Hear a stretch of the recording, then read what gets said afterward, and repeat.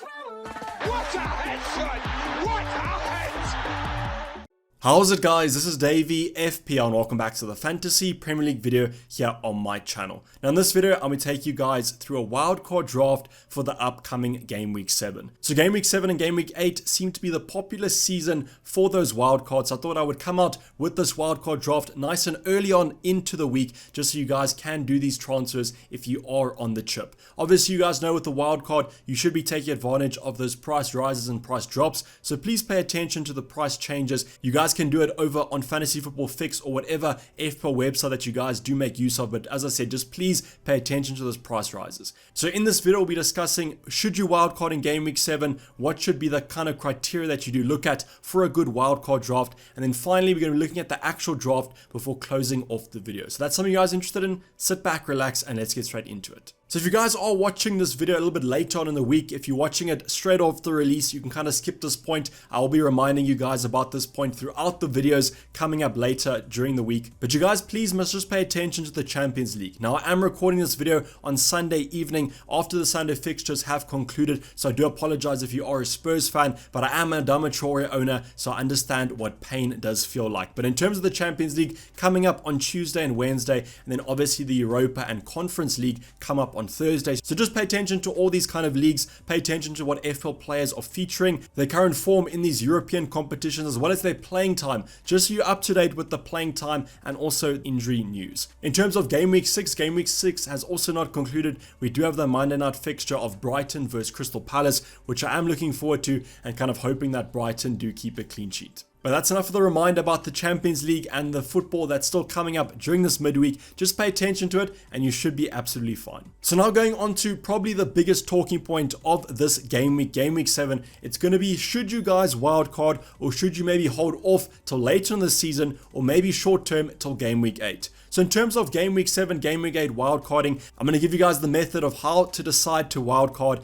and the age-old method that has been passed down from generation to generation of FPL managers. And the thing that you guys must do, please, as the wildcard is the most situational, subjective chip in FPL, it's really going to be dependent on your own current team selection and the changes that you guys do want to make to your own teams. What you guys should do is go over to FPL or whatever FPL manager kind of website app that you do use and kind of do transfers and imagine if you actually were on a wild card. Obviously, please don't confirm those transfers. I don't want any kind of crying stories of taking minus 32 hits, for example. Just do the transfers and don't confirm them and just assess your current team and the transfer that you would make. And I think anything above a minus 12 probably warrants using the wild card. Now, please don't include kind of transfers for bench options. And also what I would do is make these transfers have longevity. So for example, I'm going to use Game Week 7. For my own team, I do own Ismaila Sarr. Ismaila Sarr plays Leeds in Game Week 7, and I think that's a great fixture, to be honest. Now, if I was to wildcard, I might not include Ismaila Sarr because from Game Week 8 onwards, Watford's fixtures don't look great. So that's an example of kind of a transfer with longevity. I wouldn't include that transfer in my analysis, even though I wouldn't have him on a wildcard, just because worst case scenario, I can prolong the wildcard to one more game week and use it in Game Week 8 instead. So hopefully you guys do understand what I'm talking about there. I'm simply just telling you guys to compare the old to the new, and if it is more than a minus 12 hit with important transfers being made, then I do think that warrants using the wildcard.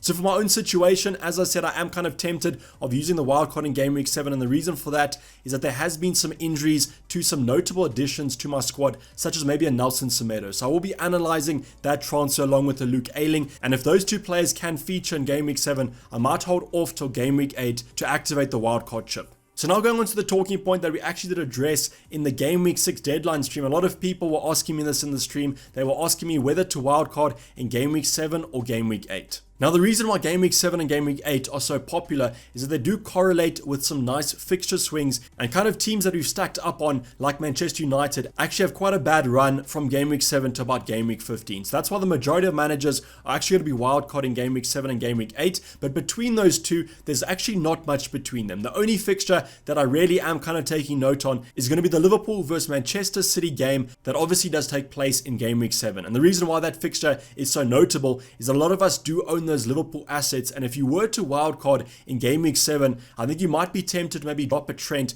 because his Game Week 7 fixture against City does not look great. And obviously going without Trent opens the door to that 3 premium draft where you can fit in Lukaku, Ronaldo and Salah with some nice options in and around the midfield, forward and defensive departments. So I know that it probably sounds a little bit weird deciding to wildcard based on one single player, but it does kind of change the entire structure of your draft, to be honest. Now I will let you guys know that game week 8 was actually the game week that I had penciled in for my own current team. Now this hasn't really been penciled in since the start of the season. As with FPL, you kind of have to adjust to the scenarios, and currently my FPL team, especially my midfield department, a game week 8 wildcard would definitely suit it better. And the reason I'm saying that is that I have Jota, I have Greenwood. I think those players might get one more game week, to be honest. Not the end of the world if they don't, because the fixtures don't look that great. Man United take on Everton at home, whereas Liverpool take on Man City at home. So both those two players might not get the most returns in the world, but at least I am still playing them if I want a wildcard in game week 8. Ismail Assar is another one in my midfield in terms of game week 7 as a great fixture, but then from game week 8 onwards doesn't look that great. So that's why I'm currently leaning towards a game week 8 wildcard. But with the current injury situation, as I said, with Luke Ayling, Semedo, Traore not even playing, I mean, Adama Traore in my FPL team is probably reason enough to wildcard on its own, but I think I might be able to get one more game week out of Adama and just maybe hope that he plays and starts against Newcastle. So between game week 7 and game week 8, I don't think there's much kind of debate between them. It's kind of whenever you think it's going to be worth it in your own team. The one thing I want to remind you guys about though for game week 7, and when I've kind of been looking at when to wildcard,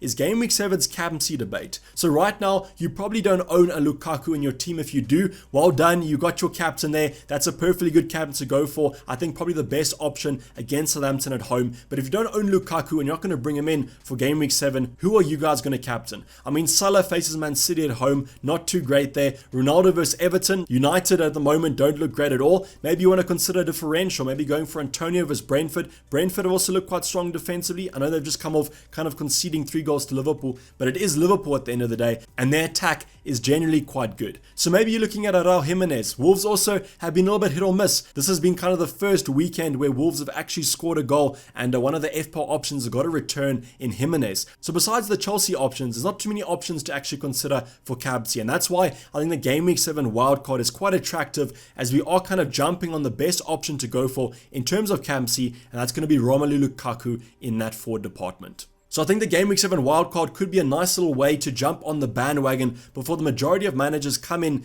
game week 8, and then wildcard the players that we actually already had since prior game week. But as I always say, the wildcard is super subjective. It's a very situational chip, and if your own team needs it, then fine, go for it. But if you can maybe prolong the wildcard as long as possible, I usually try and go for that scenario, as in FPL patience usually does pay off, except with Adama Traore. But let me know in the comments down below, are you guys wildcarding in game week 7, game week 8? Don't you even have to wildcard then? Have you already used it? Are you looking to wildcard in maybe a game week 16 like I always do? Let me know in the comments down below, as I always love to hear your guys' thoughts. But now going on to the actual game week 6 wildcard, and you'll probably notice one thing, I do still have Trent Alexander-Arnold, but what I wanted to give you guys is quite a conservative option to go for. If I was to wildcard in game week 7, I probably would include Trent still, because Liverpool's fixtures kind of go good, bad, good, bad. For example, they have a nice fixture, bad fixture, so I still think that Trent could be worth it in the long run. And also the reason I am saying that is right now Man United aren't looking that great, so the 3 premiums with Salah, Lukaku and Ronaldo might not even be that desirable. So you might want to drop Ronaldo,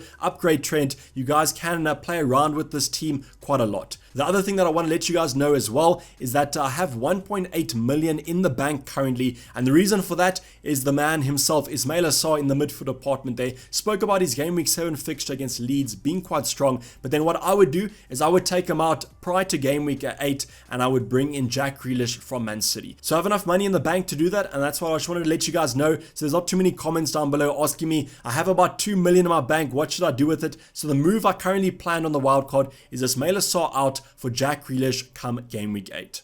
So now going over the bench, because the bench is actually going to be quite important on this wildcard draft, and the main reason for that is that you can see there 2 Chelsea defenders. Now the Chelsea defenders are semi-nailed, but we don't really know what Tuchel's going to do. He can rotate anyone at any time, and that's why you definitely need at least 1 playing defender on your bench to cover for him. So you guys don't have to worry about 1 player. I gave you 2 on the bench here because there are so many cheap defenders at the current moment. So I've gone for Ben White from Arsenal and then also Livramento from Southampton. So both these options options, I think Ben White comes in about 4.4, Livramento 4.2, great options to go for. Arsenal really do have some nice fixtures coming up, and that's why I opted for Ben White, because if he does have to come off your bench, he still will have a great fixture to accompany him. The last player there on my bench is going to be Brownhill from Burnley, currently dropped to 4.4 million because I think he has been injured for the past couple game weeks, but he simply is here because I needed a 4.4 defender and there aren't too many going around, so that's why I've gone for the Burnley midfielder. And then in terms of my bench, kind of rounding it off with two playing defenders that can come off my bench if need be.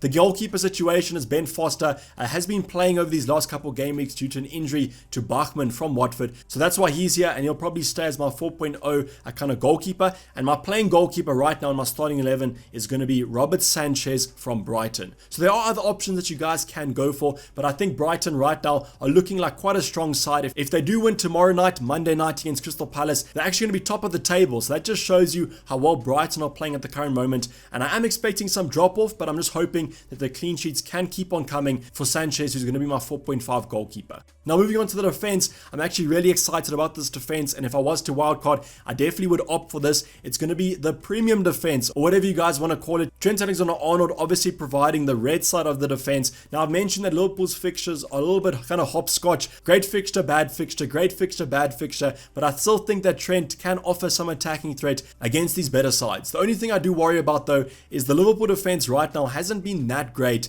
This might be kind of discrediting the attacking opposition that they have faced, but I just don't know. They haven't looked that solid this Premier League season, even though Van Dijk has come back into that lineup. So I do worry about maybe the clean sheet threat, but with Trent, obviously attacking threat is always going to be there, so maybe he can kind of compensate for those lack of defensive returns. Now the next two defenders, if I was to wildcard, definitely will be looking at a Chelsea triple up because the fixtures just look so good. And that Chelsea defense is just such a solid at the back defense, even though they did concede to Man City, losing that game 1-0. I just really trust them, and I trust Tuchel to put in a good defensive performance here. So that's why Rudiger and Alonso are going to be my defenders of choice. I originally did have Reece James, but he did pick up a little bit of a sprained ankle on the weekend, and that's why I think Alonso and Rudiger are a little bit of a safer alternative. Now Rudiger, 100% is the most nailed kind of Chelsea defender to go for, but he doesn't offer that much attacking threat. Now does offer some set piece attacking threat, but I think generally you're kind of getting him for those clean sheets and that nailed ability that he does kind of offer.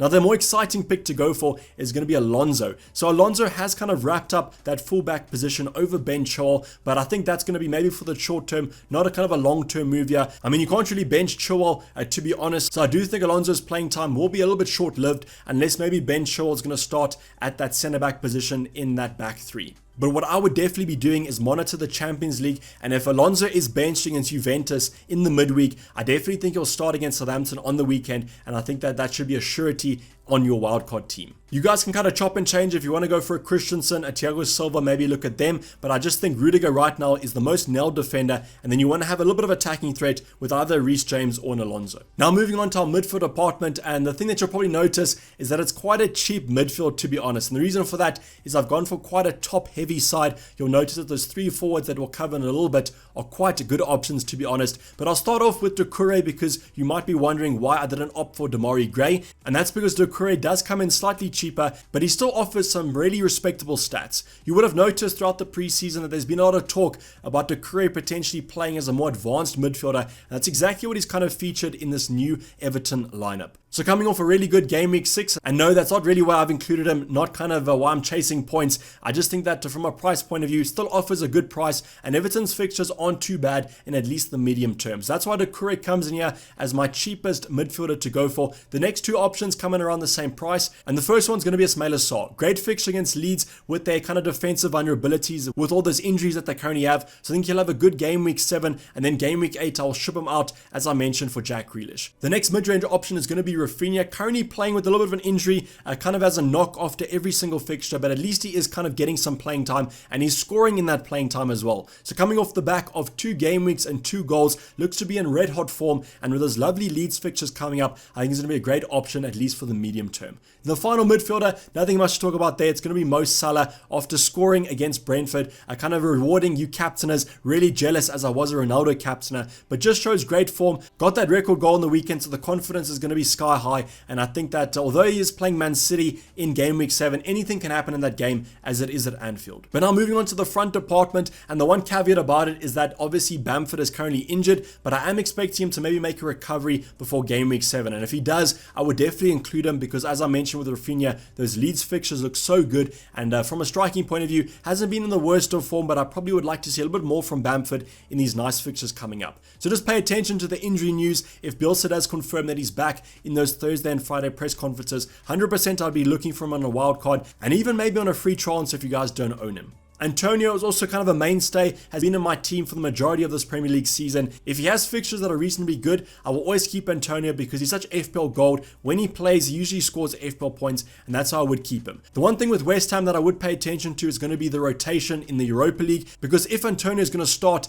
in those Thursday night games, I wouldn't be too confident on minutes in the Premier League on the weekend, just because Antonio is a little bit of a sensitive player in terms of those hamstrings, usually is quite injury prone, so I reckon if he does get benched in the Europa League as predicted, I think he'll be perfectly fine for FPL. The final player, and definitely one of the biggest options that I would recommend on a wildcard, is going to be Romelu Lukaku, simply because those fixtures coming up for Chelsea look simply outstanding, and that's why I spoke about the game week 7 captaincy option, definitely the best option to go for. Though Southampton have been quite strong at the back, I just think that home form is going to be too strong for Chelsea, and that's why I'm favoring them in this fixture. Now you guys can go for maybe a defender from Chelsea even, but I think that's too risky, and that's why I think Romelu Lukaku, although didn't have the best game against City, I don't think Chelsea overall had a great game against City. I think 100% going to be a nice option over these upcoming game weeks to put the armband on for your own FPL team. So let me know how you think this team looks. Let me know any kind of changes you would make. Obviously, there'll be some of you that don't want Trent, want kind of the 3 premium setup because you want CR7. I know everyone wants Ronaldo because it is Ronaldo. Great to kind of player, but I just think United's form right now isn't looking as strong as it could be. So drop those drafts down below and I'll rate them as usual, reply to every comment as far as I can. But hopefully you guys don't do too much roasting of this current draft in the comments down below. But this is basically wrap the video, guys. Hopefully you did enjoy it. Please don't forget to like it if you did, and subscribe if you have not subscribed yet. Tons of content coming up throughout this week, so make sure you turn that bell notification on so you don't miss any of my videos, or simply just follow me on Twitter because I always post when I do drop a new video. I'll be signing off. It's been Dayvy FPL and I'm out. Cheers. Bye.